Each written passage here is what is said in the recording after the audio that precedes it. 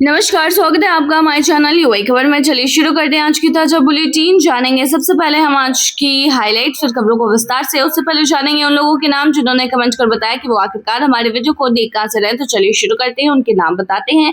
तो कुलदीप कुमार है हमारे साथ दुबई से, मुकद्दर खदत है बेबर अजमेर राजस्थान से, अशोक जीसीसी हैं लुधियाना इंडिया से, मीना बैन कोठारी हैं रैनकोट से, रहमतुल्लाह कानई है हमारे साथ मुंबई इंडिया से, यादव नरेश है आजमगढ़ उत्तर प्रदेश से, मोहम्मद इश्तिकार हैं अजमान यूएई से, नूर मोहम्मद है रत्नागिरी से, बेन सिंह हैं दुबई से, दिलावर सिंह हैं अबू धाबी से, प्रभात चौरसिया हैं गोरखपुर से। तो अगर आप भी चाहते हैं कि आपका भी नाम फीचर हो हमारे चैनल पर, तो आपको ज्यादा कुछ करना नहीं है, बल्कि जाना है कमेंट सेक्शन में, वहां लिखना है अपना नाम, साथ ही में लिखना है कि आप हमारे वीडियो को देख कहां से रहे हैं, और आप हमें स्टार्स भी दे सकते हैं, जिसके बाद आपका नाम जरूर फीचर होगा हमारे चैनल पर। फिलहाल के लिए चलिए बताते हैं आज के हाईलाइट्स, फिर खबरों को विस्तार से जानेंगे।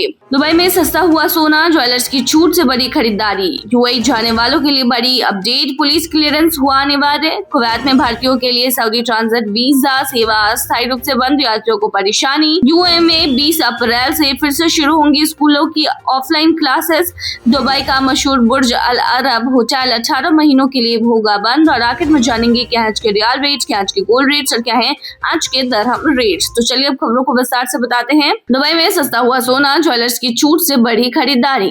दुबई में इन दिनों सोने की बिक्री में तेजी देखने को मिल रही है और इसकी मुख्य वजह ज्वेलर्स द्वारा दिए जा रहे आकर्षक डिस्काउंट्स है। दुकानदार ग्राहकों को लुभाने के लिए मेकिंग चार्ज को काफी कम कर रहे हैं या कई मामलों में पूरी तरह से हटा रहे हैं, जिससे सोना खरीदना पहले के मुकाबले सस्ता महसूस हो रहा है। पहले जहां दुबई में सोने की बिक्री काफी हद तक पर्यटकों पर निर्भर थी, वहीं अब स्थानीय निवासी बड़ी संख्या में खरीदारी कर रहे हैं और बाजार को सहारा दे रहे हैं। विशेषज्ञों का कहना है कि सोने की कीमत भले ही ऊंची बनी हुई है, लेकिन कम मेकिंग चार्जेस के कारण ग्राहकों को बेहतर डील मिल रही है। इसके अलावा अक्षय तृतीया जैसे त्योहार के करीब आने से बाजार में और भी ज्यादा उत्साह है, क्योंकि इस दिन सोना खरीदना शुभ माना जाता है। यही वजह है कि jewellers zero making charge, gift voucher और अन्य ऑफर्स देकर ग्राहकों को आकर्षित करने में लगे हुए हैं, जिससे आने वाले दिनों में बिक्री और बढ़ने की उम्मीद है। यूएई जाने वालों के लिए बड़ा अपडेट, पुलिस क्लियरेंस हुआ अनिवार्य।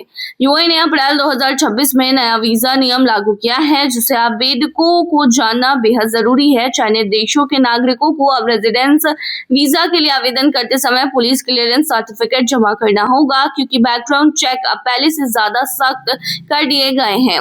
यह डॉक्यूमेंट आपकी होम कंट्री से या फिर यूएई के अंदर भी लिया जा सकता है और कुछ मामलों में इसे अटेस्टेड करवाना भी जरूरी होगा।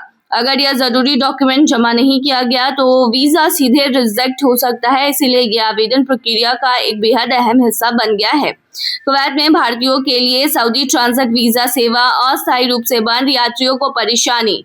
कुवैत में रहने वाले भारतीयों के लिए सऊदी अरब के ट्रांजिट वीजा से जुड़ी एक अहम अपडेट सामने आई है, जिसमें बताया गया है कि फिलहाल यह सुविधा जो है वह अस्थायी रूप से रोक दी गई है। क्षेत्र में बढ़ते तनाव और एयर स्पेस पर पड़े असर के चलते बड़ी संख्या में लोग सऊदी अरब के रास्ते यात्रा करने की कोशिश कर रहे थे, जिससे ट्रांजिट वीजा के लिए आवेदन अचानक बढ़ गए और सिस्टम पर दबाव आ गया। इसी वजह से वीजा जारी करने की प्रक्रिया धीमी भी हो गई है और कई मामलों में इसे अस्थायी तौर पर बंद कर दिया गया है। इसका सीधा असर कुवैत में रह रहे भारतीय प्रवासियों पर पड़ा है, जो सऊदी के रास्ते अपने डेस्टिनेशन तक पहुंचना चाहते थे। पहले यह ट्रांजिट वीजा सीमित समय के लिए दिया जाता था, जिससे यात्रियों को आगे की यात्रा में सुविधा मिलती थी, लेकिन अब मौजूदा हालात में इसे पाना मुश्किल हो गया है। भारतीय दूतावास और संबंधित एजेंसियां स्थिति पर नजर बनाए हुए हैं और लोगों की मदद करने की कोशिश कर रही हैं, लेकिन फिलहाल यात्रियों को देरी और दिक्कतों का सामना करना पड़ सकता है। यूएई में 20 अप्रैल से फिर शुरू होंगी स्कूल की ऑफलाइन क्लासेस। यूएई में 20 अप्रैल 2026 से सभी स्कूलों में फिर से ऑफलाइन पढ़ाई शुरू होने जा रही है। सरकार ने निर्देश दिया है कि छात्र, शिक्षक और स्टाफ अब स्कूल वापस लौटेंगे, जिससे शिक्षा व्यवस्था धीरे धीरे सामान्य हो सके। हालांकि प्राइवेट स्कूलों को जरूरतों के अनुसार हाइब्रिड मॉडल अपनाने की अनुमति दी गई है, जिससे ऑनलाइन और ऑफलाइन दोनों तरीके से पढ़ाई जारी रखी जा सकती है। यह फैसला उस अवधि के बाद लिया गया है जब सुरक्षा कारणों से स्कूल बंद कर दिए गए थे और पढ़ाई पूरी तरह ऑनलाइन चल रही थी। शिक्षा मंत्रालय के अनुसार सभी स्कूलों ने सुरक्षा और अन्य जरूरी तैयारियां पूरी कर ली हैं, जिसके बाद यह कदम उठाया गया है। अब छात्रों को दोबारा क्लासरूम में पढ़ने का मौका मिलेगा, जबकि जरूरत पड़ने पर ऑनलाइन ऑप्शंस भी खुला रहेगा।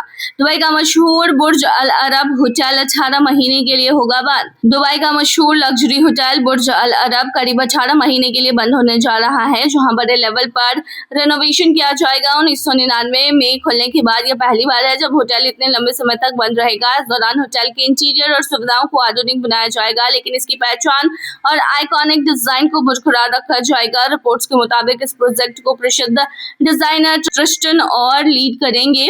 यह कदम ऐसे समय में आया है जब दुबई में टूरिज्म पर कुछ असर देखा गया। हालांकि होटल प्रबंधन का कहना है कि रेनोवेशन पहले से प्लान था। काम के दौरान होटल पूरी तरीके से बंद रहेगा और जिन मेहमानों की पहले से बुकिंग है उन्हें दूसरे होटलों में शिफ्ट किया जाएगा। रेनोवेशन के बाद इसे और भी ज्यादा लग्जरी और आधुनिक सुविधाओं के साथ फिर से खोला जाएगा। दुबई सरकार ने शुरू किया है बड़ा AI ट्रेनिंग प्रोग्राम। दुबई सरकार ने अपने कर्मचारियों को भविष्य के लिए तैयार करने के लिए एक बड़ा AI ट्रेनिंग प्रोग्राम शुरू किया है, जिसके तहत करीब 50,000 सरकारी कर्मचारियों को आर्टिफिशियल इंटेलिजेंस की ट्रेनिंग दी जाएगी। ये पहल डिजिटल दुबई के तहत लॉन्च की गई है, जिसका मकसद सरकारी कामकाज को तेज, स्मार्ट और ज्यादा प्रभावी बनाना है। इस प्रोग्राम में अलग अलग लेवल के कर्मचारियों के लिए खास ट्रेनिंग तैयार की गई है, ताकि वे अपने काम के हिसाब से AI टूल्स, ऑटोमेशन और डेटा का बेहतर इस्तेमाल सीख सके। सरकार का मानना है कि इससे काम की क्वालिटी और गति दोनों में सुधार होगा और एक ऐसा सिस्टम तैयार होगा जहां इंसान और AI मिलकर काम करेंगे, जिससे दुबई का डिजिटल ट्रांसफॉर्मेशन और भी ज्यादा मजबूत होगा। दुबई कोर्ट का बड़ा फैसला, पिता के घर से बेटे को खाली करना पड़ा मकान। दुबई की अदालत ने एक अहम फैसले में बेटे को अपने ही पिता के घर से बाहर निकलने का आदेश दे दिया, यह स्पष्ट करते हुए कि पारिवारिक संबंध किसी संपत्ति में रहने का स्वतः अधिकार नहीं देते। मामले में पिता ने शिकायत की थी कि उनका बेटा उनकी अनुमति के बिना उनके घर में रह रहा है, जबकि उनके पास खुद रहने के लिए दूसरी संपत्ति भी मौजूद है।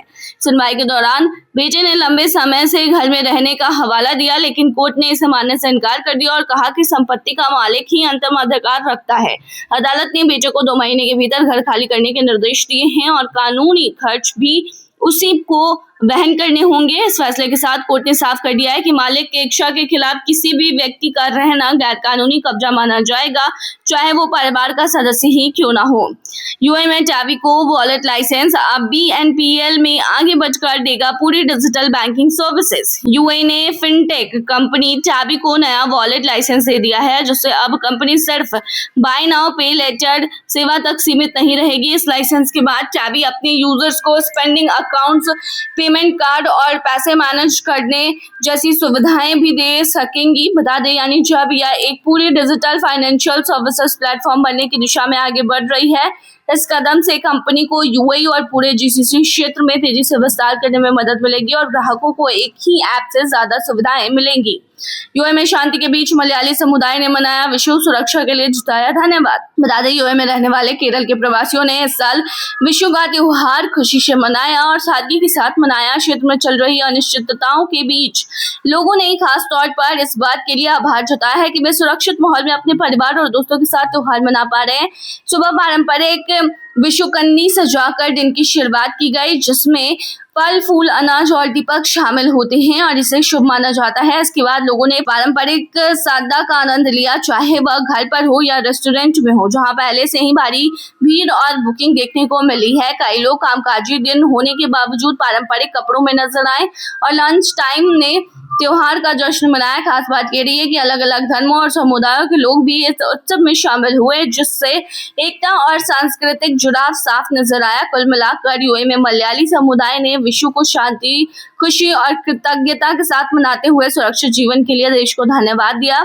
चलिए अब आखिर में जानते हैं कि आज के रियल रेट्स, क्या आज के गोल्ड रेट्स और क्या है आज के दिरहम रेट। शुरू करेंगे रियल रेट से। आज एक सऊदी रियाल में 24.88 रुपए है, जो कि पिछले दिन 24.89 रुपए था। वहीं आज एक सऊदी रियाल में 39.73 नेपाली रुपीज है, जो कि पिछले दिन 39.71 नेपाली रुपीज है। वहीं आज एक सऊदी रियाल में 32.70 बांग्लादेशी टका है, जो कि पिछले दिन 32.79 बांग्लादेशी टका था। वहीं आज एक सऊदी रियाल में 74.33 पाकिस्तानी करेंसी है, जो कि पिछले दिन 74.34 पाकिस्तानी करेंसी थी। वहीं आज एक सऊदी रियाल में 24.83 भूटानी करेंसी है, जो कि पिछले दिन 24.89 भूटानी करेंसी थी। चलिए गोल्ड के रेट्स जानते हैं। तो बता दें यूएई में सोने की कीमतों में उतार चढ़ाव लगातार जारी है। 18 कैरेट सोने की जो प्राइस है वो 437.90 दिरहम प्रति ग्राम है, जो कि पिछले दिन 442.50 दिरहम प्रति ग्राम था। यानी कि आज के गोल्ड के रेट के 18 कैरेट के भारतीय मुद्रा में कीमत 11,122 के होते हैं। वहीं आज 22 कैरेट गोल्ड की जो प्राइस है वो 535.25 दिरहम प्रति ग्राम है, जो कि भारतीय मुद्रा में 13,594 के होते हैं, जो कि पिछले दिन 538.50 दिरहम प्रति ग्राम थे। बता दें 24 कैरेट सोने की जो प्राइस है वो 578 दिरहम प्रति ग्राम है, जो कि पिछले दिन 581.50 दिरहम प्रति ग्राम थे। वहीं आज के 24 कैरेट सोने के दाम के भारतीय मुद्रा की बात करें तो ये 14,680 के होते हैं। चलिए अब आखिर में दिरहम रेट जानते हैं। तो बता दें आज एक्यूआई दिरहम में 25.43 रुपए है, जो कि पिछले दिन 25.42 रुपए था। वही आज एक्यूआई दिरहम में 40.59 नेपाली रुपीज है, जो कि पिछले दिन 40.57 नेपाली रुपीज थे। वहीं आज एक्यूआई दिरहम में 33.40 बांग्लादेशी टका है, जो कि पिछले दिन 33.51 बांग्लादेशी टका था। वहीं आज एक्यूआई दिरहम में 75.92 पाकिस्तानी करेंसी है, जो कि पिछले दिन 75.92 पाकिस्तानी करेंसी थी। वहीं आज एक्यूआई दिरहम में 25.37 भूटानी करेंसी है, जो कि पिछले दिन 25.42 भूटानी करेंसी थी। तो ये थी आज की ताजा बुलेटिन। बने रहिए ऐसी तमाम खबरों के लिए हमारे चैनल पर।